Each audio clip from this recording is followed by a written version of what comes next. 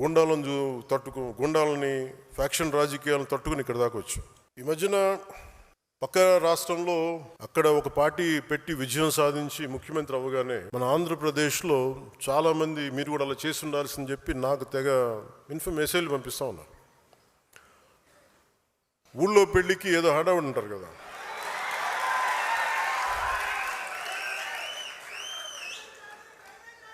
అంటే అంటే ఎలా ఉండదంటే మనకి సందులోనో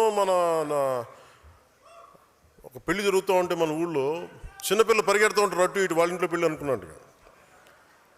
అరే ఆంధ్రప్రదేశ్ పరిస్థితులు వేరు.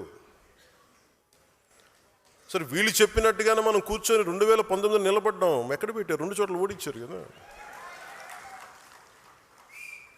పోనీ ఎవరైనా నిలబడ్డారు ఆ రోజున నాయకులు అంటే అందరూ పారిపోయారు కదా.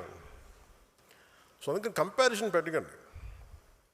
నిజంగా నేను పదవే నాకు ప్రధానం అనుకుంటప్పుడు 2008లోనే యూత్ వింగ్ కాదు ఎంపీగానే పోటీ చేశాను.